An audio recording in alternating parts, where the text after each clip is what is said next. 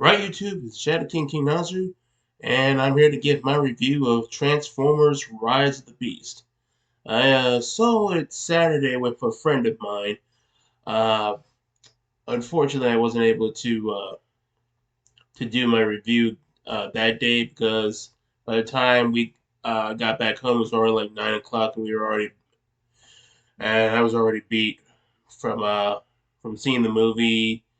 Um, Taking my friend out to dinner after that, and then taking him home. And then the days after, I was busy helping with my family around the house and debating other people on religious topics like debating Islam, and yeah, I'd rather not go into that.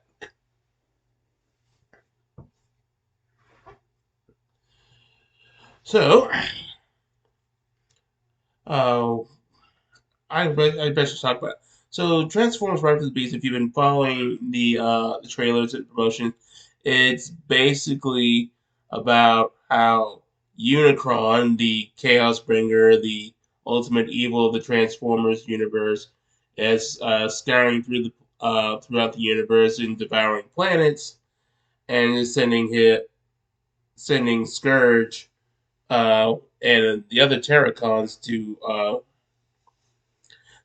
aid him in his conquest. If you've read Marvel comics and you know about Galactus and Silver Surfer, you'll pretty much get the premise.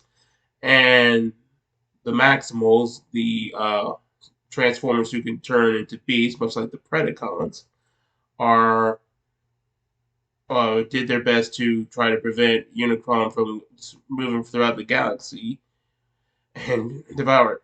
But apparently, this threat is coming to Earth when humans accidentally activate the device that puts. That warns the Terracons where the device they were looking for, the transwarp key, um, that will allow Unicron to travel there. And this adventure involve through circumstances involves the Autobots and the Maximals, and they're going to have to team up to prevent the Terragons from bringing Unicron and destroying Earth. Yeah, that's basically bare bones plot, but that is pretty simple. So it's not. Oh no, even though it's a simple plot, the point is in the execution. How did I feel they handled the Maximals? Well, we didn't get as much characterization as I would have liked. I did find them handled decently enough. I did, no, I was very appreciative that they did acknowledge the general lore of the Beast of Maximals and Beast Wars to an extent. I'm not sure. I doubt the Beast Wars have taken place. I think they might want to save that for another film.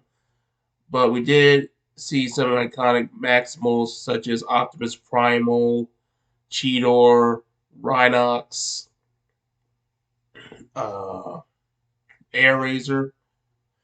It's a shame we never got to see Air Razor's robot form, but we did get to see acknowledgement that Optimus Primal and the other Maximals are alluded to be from the future because Air Razor said that they've traveled through time using the transwarp key, so they're acknowledging that they're from Cybertron's distant future, and that they're the descendants of the Autobots, just like the Predacons are the descendants of the Decepticons. And we get acknowledgement that Optimus Primal is the descendant of Optimus Prime, and he looks up to him and holds him in high regard. I How do I handle? I think Ron Perlman did a decent job as Optimus Prime because this is his second time voicing the character, I believe. The first time he it was some kind of animated was an animated mini series. I don't think is as good as Gary Chalk, the original voice for Optimus Primal, and they didn't go much into his character, like how he prefers to handle things, handle situations peacefully, and then it slowly transitions him to being a force to handle things through force and fighting as he goes molds into the soldier's role. But I mean, considering the limited time, that was as best they could give. Uh, we didn't get much from Cheetor or Rhinox. We didn't get to see Rhinox, despite being the big guy. You think he'd be all brawn. He's actually very peace, most for the most part peaceful, and tries to be an intellectual, very spiritual person. And Cheetor is normally supposed to be, the it's kind of like their Bumblebee. He's young, eager to prove himself. Tends to make jokes a lot. Tries to be friendly. We didn't get much of that. That's mostly that kind of role is kind of saved more for Mirage, and I've already discussed my opinions about Mirage in the when I did the trailer discussion, but what have you. As for the how I feel they handled the Autobots, I felt that the direction they took Optimus Prime was interesting. They're dealing with his guilt over having the Autobots stranded on Earth for 7 years, and they're left in the hands of the Decepticons. I mean, Cybertron is left in the hands of Megatron and the Decepticons. So yeah, he's not only dealing with the guilt of leaving his people stranded on a foreign planet, but also his own planet either being ruined or being taken over by a fascist dictator. And that's kind of led him to be jaded. And on top of that, he feels that the humans, if they ever knew about them, would uh, would take action to destroy them. So he's very untrusting of humans, and he doesn't want anything. He wants to have as little to do with them as possible. But he eventually starts to open up and realize that he's just looking out for his own. He can't let these mistakes hold him back, and he's got to learn that he has to look after the humans and that he can trust them to help him. And this is reflected by the human character Noah. Now I know a lot of us don't really care about the human characters. My stance is basically if they're not annoying like Sam Witwicky was in the original trilogy, then it's whatever. But I did appreciate that the reflection of Noah is pretty much a loner. Is pretty much a loner type, except for like taking care of his brother. And yeah, this pretty much gets him a connection to the human. No, that's something I kind of like because the movies try to have more the humans relate more to either Bumblebee, whatever character that they want to be like the relatable character, which in this case was mostly Mirage. I mean, it's rare if ever that they have the humans try to connect with Optimus Prime. They try to have Optimus be the paragon, the heroic, stoic person, which is nice for an inspiration. But some people can't feel that they can relate to Optimus Prime more than as opposed to how they can really relate to Bumblebee. But I appreciate the effort. Oh, let's see.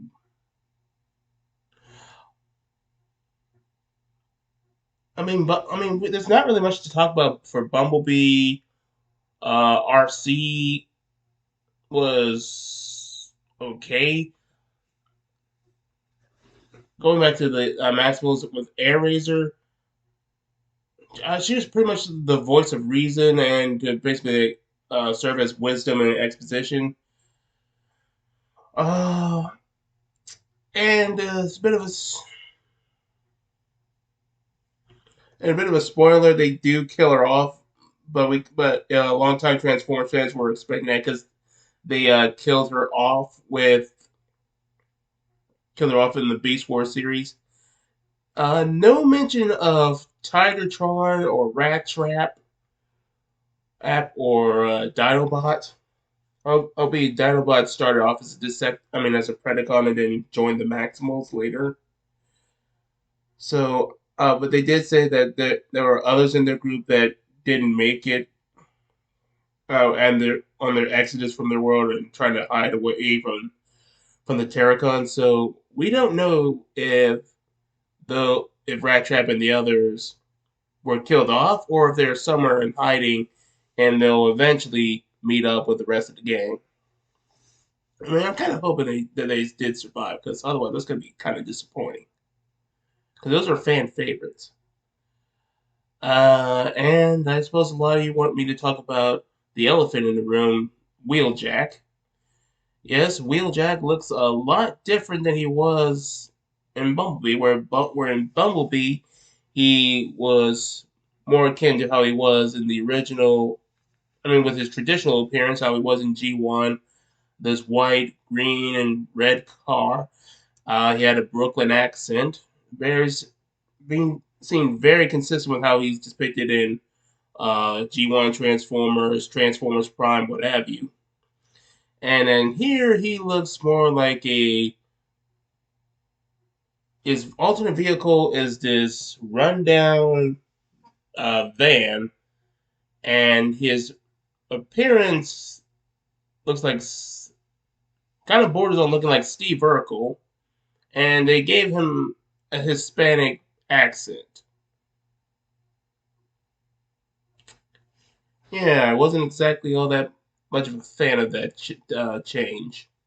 Now, I'm not saying that there can't be a transformer who acts and identifies similar with Hispanic people, because we've had precedents for Autobots and Decepticons uh, taking inspiration from other cultures and adopting them into their personality. I mean, as long as the two fit together. But when we already established what Wheeljack looks like and what Wheeljack acts like, this is very jarring. And far be it me from me trying to act like this conspiracy theorist, but I feel like this was kind of like the director Stephen Capelin Jr. I think this what his name is. I feel like he was just doing this to virtue signal and say, "Oh boy, look, we got an Autobot that seems like Hispanic. We got some more characters that Hispanic people can relate to, even though that's not his character, and you should just make an original one or find one that's similar to him." So yeah, I wasn't a fan of that. How did I think the Terracons were handled? I think Peter Dinklage did a pretty good job with Scourge. Uh, he has the voice was very intimidating. Hating Scourge is very brutal. I did like that. I liked to collect the emblems of his enemies, be they Autobots, Decepticons, Maximals, or whatever. Um, Reminds me of kind of Lockdown, how he was a bounty hunter and collected trophies of his enemies. And we did see him in Transformers Age of Extinction. I believe that was the one that had Lockdown, even though it was originally from Transformers Animated. But it was nice to see that. Uh, there wasn't much to talk about Battle Trap or Nightbird. I mean, they're just basically just like the wind-up maintenance. But I did enjoy that they proved that they were brutal, and in the first, they actually proved themselves to be a threat because their first encounter with the Autobots were basically demo- getting demolished. Even Optimus Prime was struggling against the Terracons, especially Scourge. And I also did enjoy the references that Scourge makes with by mentioning Primus, which is the brother of Unicron and is the alternate is the god of the Transformers and is the actual robot version of Cybertron. Yeah, but long story. I did acknowledge that I did appreciate that acknowledgement as it proves that the writers and director at least were familiar with Transformers lore and they have respect for it. They might bring these things up later. I also appreciate that Optimus was familiar with Unicron when the Maximals brought him up because it shows that Optimus is familiar with this with Unicron and the look and the history and stories about him, as opposed to like some versions where, despite being a Prime and the disciple of Primus, he's completely ignorant of Unicron, and they extend that ignorance to a lot of other Cybertronians. It sometimes there'll be a know about Unicron and think he's real. Some they'll have heard of Unicron but think he's a myth, and others just never heard of either of Unicron or Primus. But I appreciate this because it really has opportunity for the lore. Uh, what I mean, some negatives that I really bugged me was that we had no mention of the Decepticons because when we last saw Bumblebee, we saw uh that the Autobots were on the run from the Decepticons. They were trying to regroup on Earth so that they can gather their strength and then make a counterattack and come back to Cybertron to reclaim it from the Decepticons. We get no mention of the Decepticons in this version of the film. Now, from what I've heard, there is a version of this that had a scene where Optimus Prime was fighting. I mean, was in the driveway and fighting a Decepticon that was disguised as a bus. And apparently, this Decepticon does mention the state of things on Cybertron, and that eventually that they were going to come to Earth and slaughter the Autobots, and which led to Optimus killing that Decepticon. But they apparently cut it out because when they did the test screens, people thought it was too dark for Optimus to do that. Uh, I mean, I don't agree with that because Optimus has not been a stranger to killing. I mean, he sometimes he doesn't go as far as like the Michael Bay version of Optimus, which is borderline psychotic, and this if it not at least sadistic. But Optimus has killed in multiple medias, so this is no. So depending on how far, how how clean the kill was, I can accept that, and as long as it keeps a serious tone, then I can accept that Optimus is doing what he needs to do to protect the Autobots and, by extension, the Earth from the Decepticons. And I feel like we should have kept that scene so we could not only keep the state of things, but also add that sense of urgency because the Decepticons are getting closer to figuring out where the Autobots are. They're eventually going to make their way to Earth. And then once the whole Unicron thing had been taken care of, Unicron is trapped in a different dimension by the end of the film.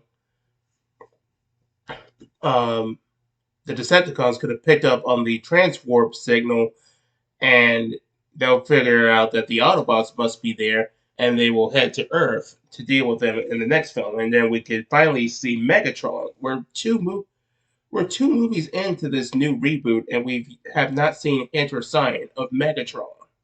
Not even a mention of him. And he's supposed to be the main villain. And now that you brought up Unicron, you got to bring him up because eventually Unicron has to turn Megatron into Galvatron. I mean, I know this Most of this review is talking about the lore and how their depiction of characters, but just bear with me. I felt the comedy was serviceable. If you're, I mean, it's not as annoying as it was in the Michael Bay films. It teeters on being slightly closer to what Marvel puts in, but it doesn't overstay its welcome, and it doesn't clash with the tone. Uh, if the action scenes are doing pretty well. Like I said, the Terracons are showing off to be very brutal. Nice to see certain callbacks to G1 with Optimus Prime using his Energon Axe. Even though I wasn't a big fan of the Energon Axe, I always preferred his blades. But we actually got both him using the blades and the axe, so it's the best of both worlds for everybody. Um, it's all the action scenes are shot very confidently. You got to see what's going on. It's not like how with Michael. I know I'm comparing this to Babe first, but this is a reboot, so there's no choice but to compare it. It's very shot confidently. It's held steadily, so you can actually see what's going on instead of it where Michael Bay was just zooming it around and moving in circles, and you're just holding it too low or too high to the point where you could barely tell what's going on. Um, it's steady, it's consistent, and we can actually make an understanding of what's happening.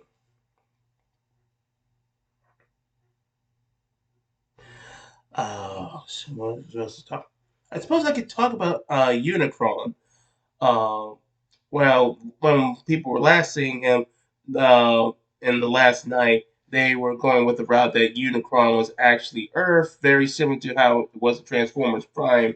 I mean, Unicron, it was more like Unicron's essence was the Earth, and his body just whatever remained of his body became the Earth. Where as opposed to in Transformers Last Night, it was more that the Earth covered up Unicron's body; he was just buried inside it. Um, but here they've gone more back with the traditional route that Unicron is his own mechanical planet, and he like the size of Jupiter or something, and is consuming planets throughout the cosmos. And you get that very sense of scale and dread that something like that would bring. So I really appreciate that they've made Unicron very as terrifying as he needs to be. This very looming threat, and I'm hoping that we'll get to see more of him in the sequel and really establish how much of a god of chaos he is. And hopefully, we may get to see Primus. Whether we'll get to see Primus versus Unicron in a robot fight, or or maybe just Primus will just have Optimus use the Matrix of leadership to defeat Unicron like he normally does. Time will tell. All in all, I will say this was a decent movie. I did enjoy it. Little thin on plot. Some of the characters could have had a little bit more development if they focused on time. Would have been nice to see the Decepticons. Um, Honestly, it would have been better if they were the focus instead of bringing in the Maximals. Because they might have been jumping the gun and save the Maximals when you're doing a Beast Wars movie. Then you can also bring in the Predacons and Beast Wars Megatron, different character from Decepticon Megatron. Completely, completely different character. He's only named after the original Megatron. But yeah, it would have been great to see the Beast Wars Megatron fighting against Optimus Primal. Maybe we'll get that in another film. Time will tell. But all in all, did enjoy the film. Did have a few gripes, but all in all, I thought it was a pretty enjoyable experience. Definitely was worth my time rather than seeing something like The Flash or Elemental or what have you, or even that live action Little Mermaid remake. All in all, I would probably give this maybe like a 7.5 or an 8 out of 10. You guys tell me, what did you think of this movie? Did you like it? Did you think that certain things could have been handled better? They should have saved some things for like later movies and brought other things into this movie. Let me know in the comment section down below. I'll catch you more later.